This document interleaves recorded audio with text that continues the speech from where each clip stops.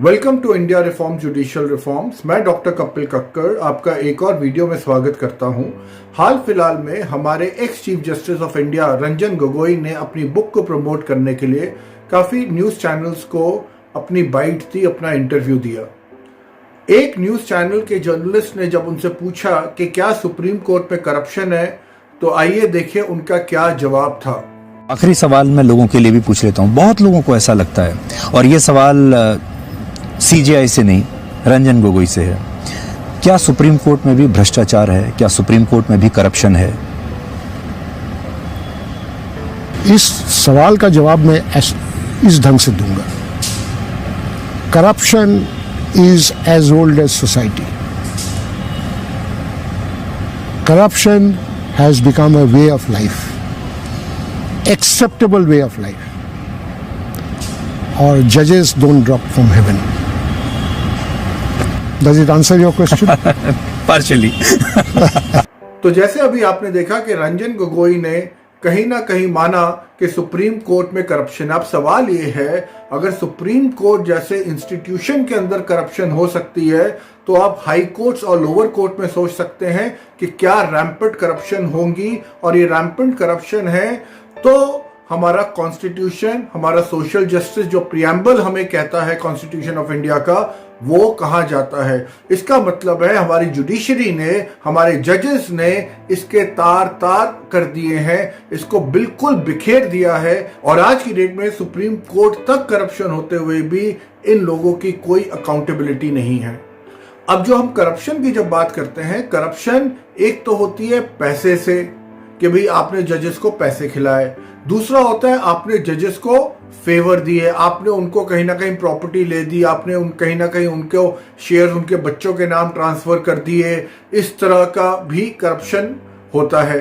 तीसरा करप्शन होता है जहां पे आप या आपका वकील जो आपसे एक क्लाइंट से मोटे पैसे लेता है, वो जज का अच्छा दोस्त होता है। वो जज चाहे सुप्रीम कोर्ट का हो, चाहे हाई कोर्ट का हो, चाहे लोअर कोर्ट का हो, उस वकील के साथ शाम को दारू पीता है, फैमिली फ्रेंड है, उसके बच्चे आपस में घुलते मिलते हैं। और इसी सब चीजों को लेके जो जज है, जो कि जस्टिस जिसको देना चाहिए, वो लॉयर की शक्ल देख के उस लॉयर, अपने फ्रेंड लॉयर को हेल्प करता है उसके केस के अंदर, by giving a judgement which should not have been given in first place. तो ये तीसरी तरह का करप्शन हो गया। अब आप देखिए साथ साथ रंजन गोगोई ने किस तरह जुडिशरी को कहीं ना कहीं बचाते हुए ये बोला, बैलेंस बनाते हुए ये बोला कि corruption is as old as society. चलो भैया, corruption is as old as society, तो क्या कॉन्स्टिट्यूशन ऑफ इंडिया, जिसकी तुम लोग जजेस you swear by the constitution of India, क्या तुम उस कॉन्स्टिट्यूशन ऑफ इंडिया को भूल जाते हो जब तुम करप्शन जैसी चीजें करते हो? सोसाइटी में करप्शन है तो judiciary is the solution to the corruption, it cannot be part of corruption. तो रादर देन इंश्योरिंग कि जुडिशरी सॉल्यूशन प्रोवाइड करे करप्शन को, जो लोग गलत करते हैं उनको सजा दे। सजा तो छोड़िए, जुडिशरी क्या देती है उनको? डेट पे डेट, जहां पे वो लोग और उनकी चेस्ट और स्वेल हो जाती है और वो और गलत काम करते हैं, क्योंकि उनको पता है जुडिशरी भी उनका कुछ बिगाड़ नहीं पाएगी, क्योंकि जजेस को भी खरीदा जा सकता है। दूसरी चीज रंजन गोगोई ने बोली, corruption is a way of life. Corruption is not a way of life. Corruption is encouraged to become a way of life where people who don't deserve certain things are given certain things in exchange of money or in kind to judicial bodies, especially judges. तो ये जो defence है कि इतना पुराना है हमारी society, जितनी पुरानी हमारी सोसाइटी है उतना पुराना करप्शन है, या corruption is a way of life, it only reflects the defence mechanism, the mindset of the judiciary of our country, and unfortunately the government is sleeping. 75 साल हो गए, भगत सिंह जैसे लोगों ने इस देश के लिए शहादत दे दी, और यहां पे ये लोग कहते हैं corruption is a way of life, corruption is as old as society. अगर corruption was as old as society, तो क्या सुखदेव या भगत सिंह या राजगुरु ने इस देश के लिए अपनी जान दी?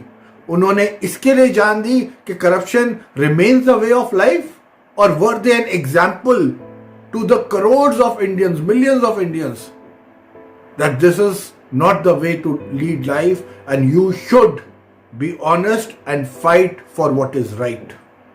सोचिएगा। तीसरा, रंजन गोगोई कहते हैं it is an acceptable way of life, और ये बात मैं बिल्कुल मानता हूं। हमारे देश की जनता सो रही है, हमारे देश की जनता ने इसको एज ए डेस्टिनी मान लिया है, हमारे देश की जनता ने मान लिया है, आप लोगों ने मान लिया है कि we will have to accept this hard fact of life.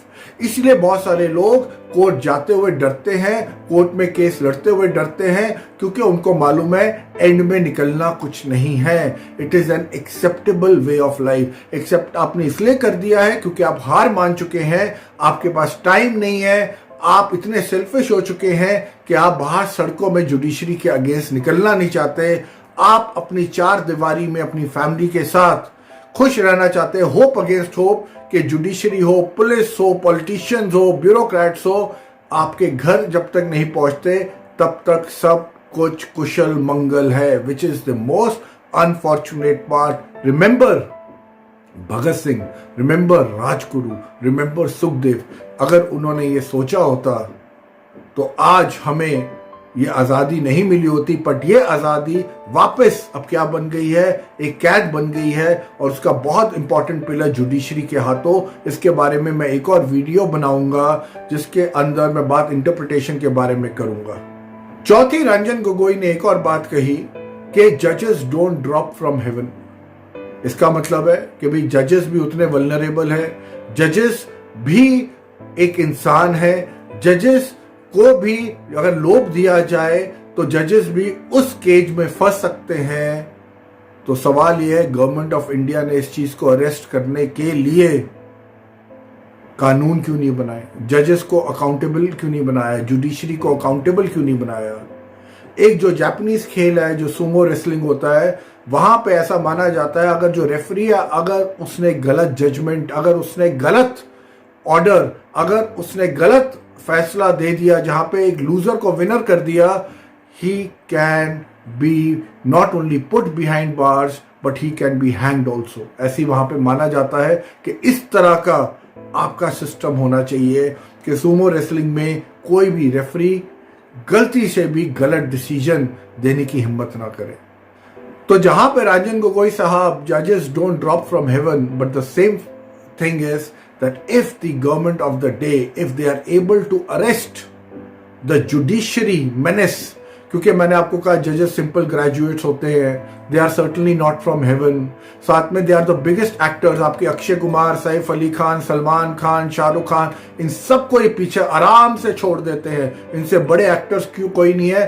Poker face बना के, पोकर फेस आप समझते हैं, बड़ा इनोसेंट, बड़ा फर्म, बड़ा ऑनेस्ट फेस बना के ये करप्शन करते हैं। तो बताइए इनसे बड़ा बदमाश कौन हो सकता है, और इनको पनिशमेंट नहीं मिलती। इसके बारे में मैं एक और वीडियो बनाऊंगा। If you like this video, kindly circulate it far and wide. Thank you so much.